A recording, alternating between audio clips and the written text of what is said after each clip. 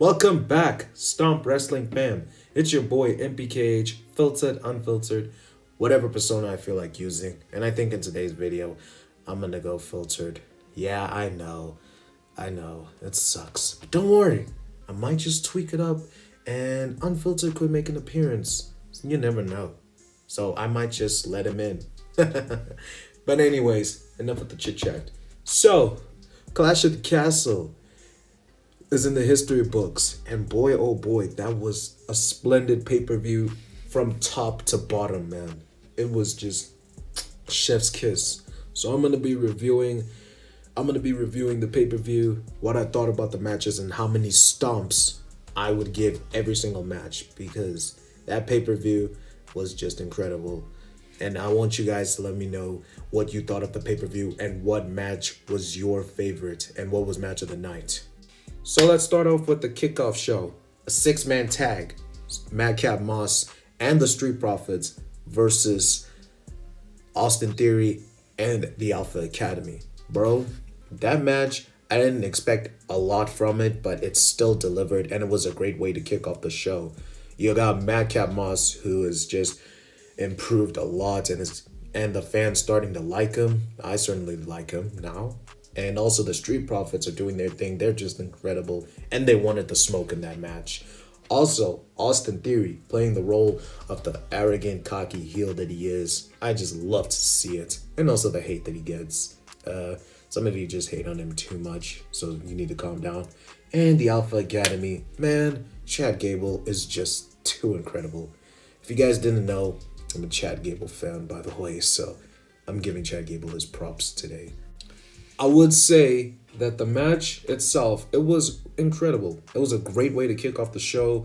I didn't expect a lot from it because it was a six-man tag, and I'm usually not the biggest fan of six-man tags, but hey, this one delivered, and it was a great way to start the pay-per-view off. I did enjoy that top rope dive that Montez Ford did, where he got the neck breaker and took out everybody and their mama. And also, he ended up getting the win for his team. So, Street Profits and Madcap Moss beat Alpha Academy and Austin Theory. I'm going to say, since it was the kickoff, I'm going to give that 3 stomps. 3 stomps. Match was good. Nothing too memorable, but it delivered. It was decent. And then the next match, another 6-man tag. It was Bianca Belair, Asuka, and Alexa Bliss versus the team of Bayley, Io Sky, and Dakota Kai. Damage Control. I don't know what you guys want to call them, but I'm calling them Damage Control because it's just catchy. Honestly, those ladies delivered one hell of a match, really. It was terrific to see. Also, I was a little bit shocked that Bianca took the pin for her team, but it is gonna set up for Bayley versus Bianca Belair sometime down the line, and I can't wait to see that match. Bro, I'm really hoping that rivalry delivers, and also we get the first ever women's I Quit match. We need that match. Bro, that match was supposed to happen last year, and I think it kind of made sense because Bayley is going to be the next opponent for Bianca. And yeah, it was, overall, the match was great. I was a little shocked that Bianca took the pin. I thought, because in the predictions video that we made, I predicted that either Alexa or Asuka was going to take the pin. Yeah, most of us said either woman is going to take the pin and not Bianca. But hey, it is what it is. So overall, the match, I would give it 3.5 stomps. 3.5 stomps. The ladies delivered. They did everything great. Yeah, it was just great for those ladies to deliver such a fantastic match. Next up, we got Sheamus versus Gunther for the Intercontinental Championship. Bro, may I just say, it's about time that the Intercontinental title was defended on a pay-per-view, bro. I would have lost it if the belt wasn't being defended on a pay-per-view. Because when was the last time we saw the Intercontinental title being defended on a pay-per-view? WrestleMania 37, in case you didn't know. That's when the IC title was defended. Bro, the shocking moment for me was seeing Giovanni Vinci make his main roster debut, and Imperium is back, guys. Imperium, bro, they're back, and this, I think Imperium coming back, it will freshen up the tag division and also let Gunther do his thing with the IC title. So I'm happy with that, really, and I can't wait to see what they do next.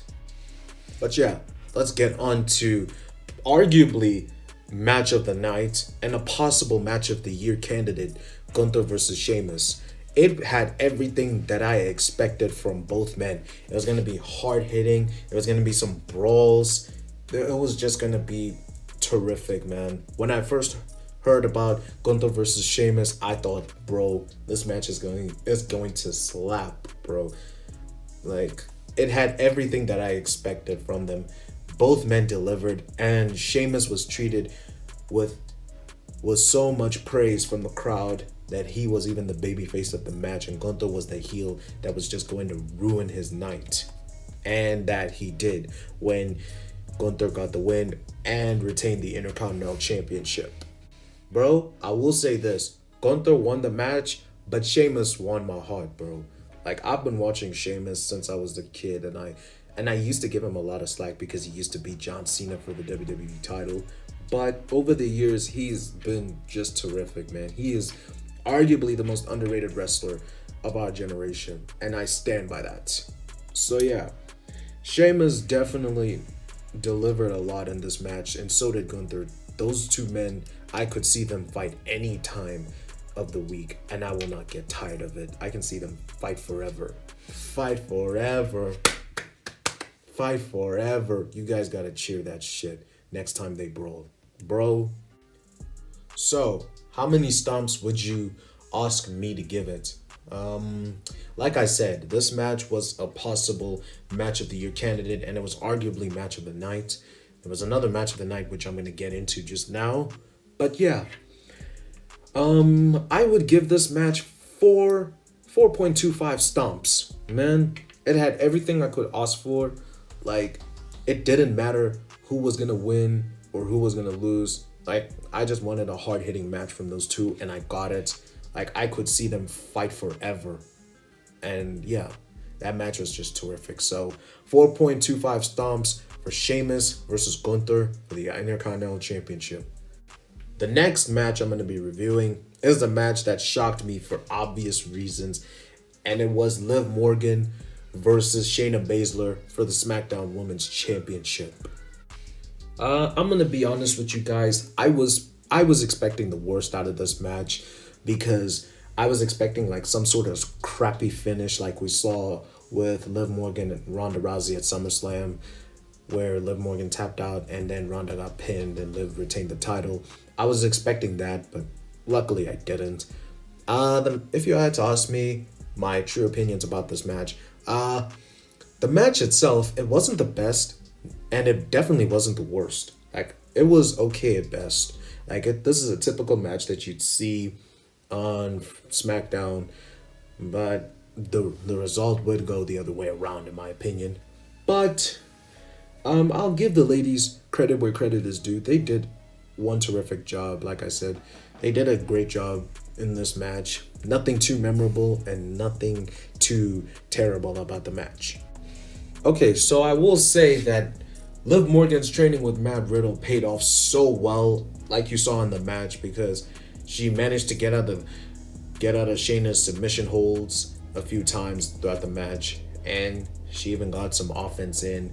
Also, Shayna Baszler looked hella dominant throughout this entire match. Like, that is the Shayna Baszler that I watched in NXT, and that's the Shayna Baszler I wanted when she debuted in the main roster, but she was booked into oblivion. But I'm glad that she got to showcase her true potential. Like, I think she was held back a lot when Vince McMahon was in control.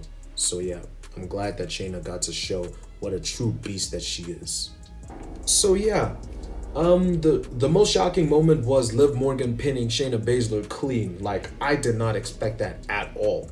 Like, I expected one or two things: a screwy finish, like I said, or Shayna Baszler winning the title. Like, I did not expect Liv Morgan to pin Shayna Baszler clean like that.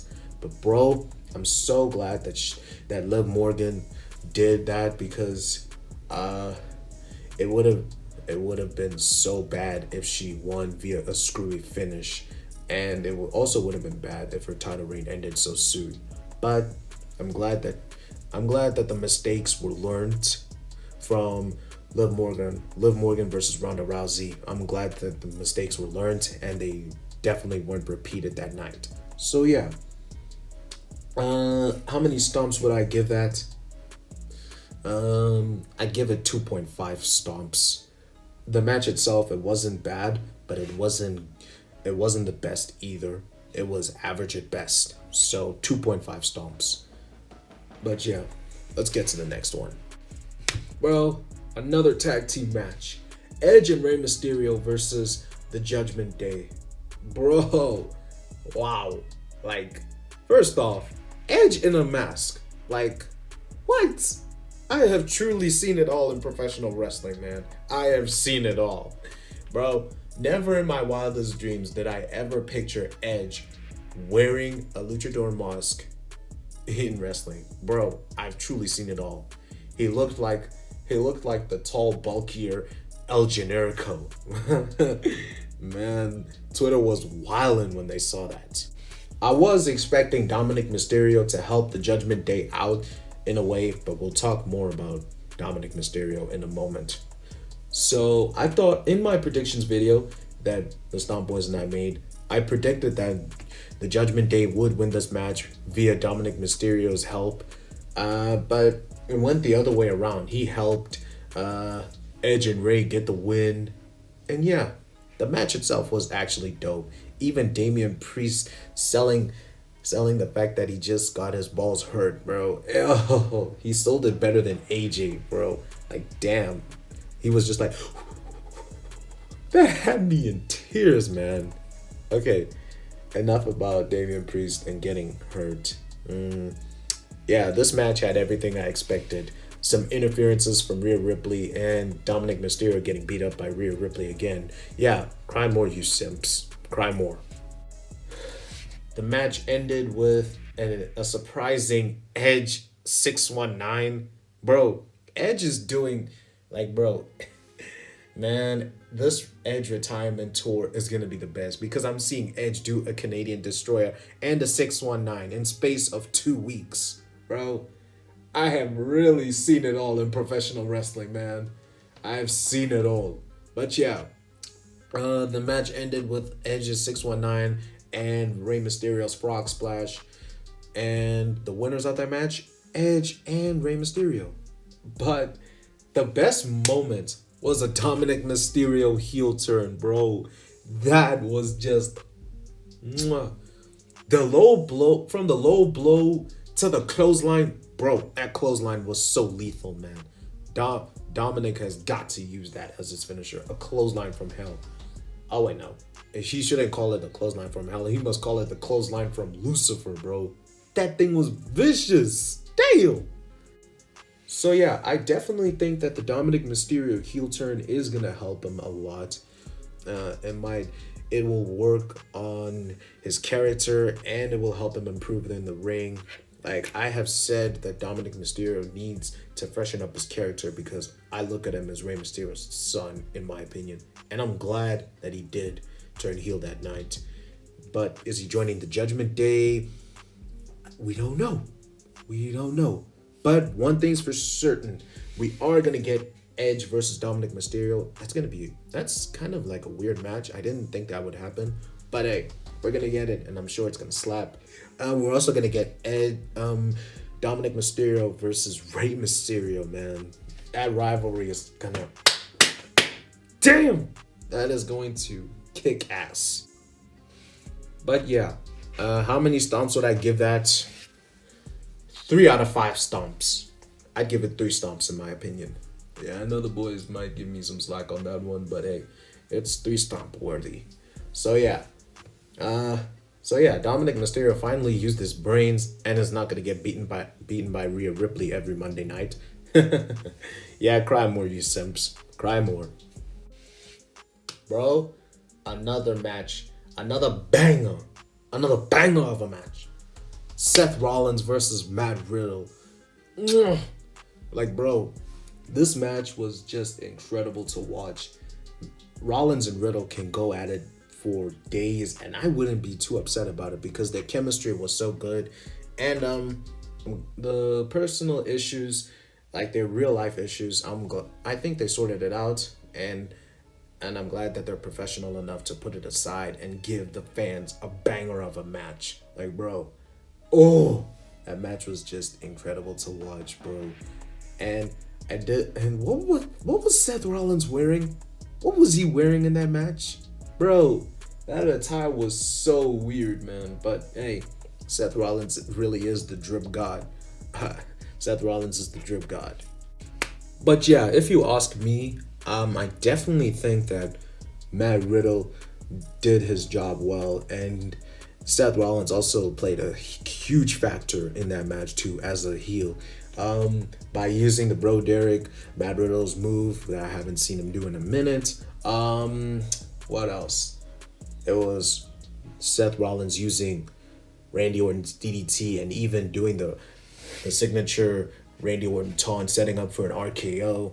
And also mentioning Matt Riddle's family, saying he's a loser and all, and his family doesn't want to see him. Bro, man, if there's one thing in this world that a man cannot do is talk about another man's family. You just don't do that. You just don't. Especially if it's Matt Riddle, because he will beat you to a pulp. But yeah, Matt Riddle did let his emotions get the better of him, in my opinion. And like I expected him to, because you just don't talk about another man's family. Like, he straight up demolished Seth Rollins and was even gonna get disqualified. But nope, Seth Rollins was smart enough to duck, give him 2 stomps, one from the middle rope, which I've been waiting to see, and Seth Rollins got the dub. Bro, that's Seth Rollins' first dub. That's Seth Rollins' first pay-per-view win this year. Ain't that a bitch? Ain't that a bitch? Well, hey, I'm sure we're going to see Seth Rollins versus Matt Riddle 2 at Extreme Rules, and I'm sure there's going to be a stipulation there like there should be. And yeah, the match itself, arguably match of the night, and arguably another match of the year candidate. So, how many stomps would I give that? 4.5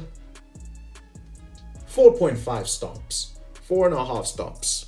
That match, just incredible. Just 2 dudes who hate each other's guts went in there and beat the living cock out of each other. What more can you ask for? What more can you ask for? And now for the main event. Drew McIntyre versus Roman Reigns for the undisputed WWE Universal title. Bro, Broken Dreams came back for like, what, 10 seconds, and then he just came out to his original theme. Bro, oh my god.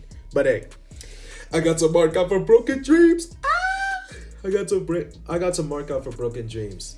If you saw the STOMP Wrestling live the other day, you'd see that me, WrestleDrop, and the Fire of Pro Wrestling, you guys should give them a follow. Link is in the description. We marked the hell out for Broken Dreams. So let's get on to the main event. Bro, the main event did what it was supposed to do. Have me at the edge of my seat. Like, bro, that match was just, it was amazing, bro. Because the amount of reversals, the amount of near falls, guys, I'm going to say this, and I don't give a damn if you come at me in the comments. Roman Reigns is the king of near falls. Bro, the amount of times he kicked out of those claymores and the Glasgow's kiss, bro. But hey, Drew McIntyre's Glasgow kiss, bro. Bro, it hurts so much. But yeah, the match itself had me at the edge of my seats, and it had everything I expected. Near falls, reversals, a referee bump, even Austin Theory coming out to cash in his Money in the Bank contract. Like, I just thought to myself, no ways is Austin Theory actually going to cash in and win the titles. But then Tyson Fury said, nah, nigga, sit your ass down. Bro, that punch was just brutal. Damn, Tyson Fury. What did Austin Theory do to you? Bro, what did he do to you? Man, damn. Like, guys, damn. Austin Theory hates. Everybody hates Austin Theory. Bro, he just needs his own TV show, in my opinion. Everybody hates Austin Theory. That would go so well. Because I'm always thinking to myself, man, what did he do to make them niggas that mad? What did Austin Theory do to make y'all niggas that mad? Why is everybody hating on Theory? What did A-Town Down do to y'all? Damn. But that sucker punch from Tyson Fury, man, I was just, damn. But yeah, so after Charles Robinson was down and Austin Theory was down due to Tyson Fury decking the shit out of him, there was another referee in the match. When Drew McIntyre hit that Claymore on Roman Reigns, the first one, I knew Roman was kicking out because in this match, I expected like maximum 3 spears, 2 Claymores, and one of them was going to win, either Roman or Drew. But yeah, so after the first Claymore, Roman Reigns kicks out. And then Drew hits the spear on Roman Reigns and then hits another Claymore, and I'm thinking to myself, bro, is Drew McIntyre actually gonna become undisputed champion? Bros, the South African Wrestling Observer is not gonna like this. Yo, but it went 1, 2, and oops, nope. We're busy thinking, who the hell pulled the referee out? Little did we know, it was the cousin of Roman, Jimmy, and Jay, Solo Sikoa. Solo Sikoa made his main roster debut, helping Roman Reigns to retain the Undisputed Championship and reign supreme in Cardiff at Clash of the Castle. So yeah, the match ended with the Roman Reigns victory, all thanks to the newest member of the Bloodline, Solo Sikoa. Bro, I cannot wait to see what Solo can do on the main roster. I'm really excited. Like, the Bloodline is extending, bro. The Bloodline has extended. So after the match, Roman Reigns and Tyson Fury have a stare off against each other, and then Tyson Fury shakes Roman's hand because that was one hell of a main event, and they delivered like they were supposed to. Roman and Drew delivered one hell of a main event. Like, I could not have asked for anything more and anything less from those two, because those guys can really go with each other. So yeah, how many stomps would I give the Roman Reigns versus Drew McIntyre match? This is gonna be a shocker. And this, guys, this is the first ever 5 stomp match on the Stomp Wrestling channel. This match was 5 stomp worthy. Bro, it was amazing. That match, the main event, had everything that I asked for. Both men delivered. Both men had me at the edge of my seats. Bro, it was just terrific to watch. And yeah, I did not expect Solo Sikoa to come out and help Roman Reigns win. I did not expect that at all. But luckily, I learned my lesson. I'm never betting against the Tribal Chief ever again. That is the first and last time. The only time I'm going to bet against the Tribal Chief is at WrestleMania 39. And hopefully if Cody Rhodes comes back and beats Roman, and then we'll see what happens with the Tribal Chief afterwards. But yeah, so yeah, the Tribal Chief, guys, he's still on top. Cry more, Roman Reigns haters. Cry more. Yeah, no, I'm not going to talk about Tyson Fury and Drew McIntyre singing, because no ways am I going to lose a world title match in my home country. I'm gonna sing afterwards. Just no, not happening. Now, the main question of today: how many stomps would I give Clash at the Castle?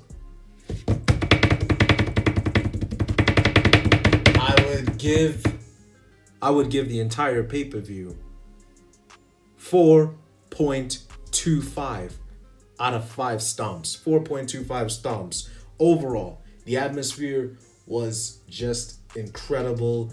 The matches itself were awesome as well. Also, the storylines were incredible and shocking moments as well. The Dom heel turn, Giovanni Vinci making his main roster debut, as well as Solo Sikoa. Yeah, everything was just incredible. Like, I could not have asked for a better pay-per-view. Hopefully, we get a WWE pay-per-view in South Africa because, yeah, we would mark the fuck out for that. I know I will mark out if a pay-per-view from WWE happened in this country, my home country, bro. That would slap. But anyways, guys, thank you so much for watching the video. That was my Clash of the Castle review. It's been your host, MPKH. Filtered, unfiltered, whatever persona I feel like using best.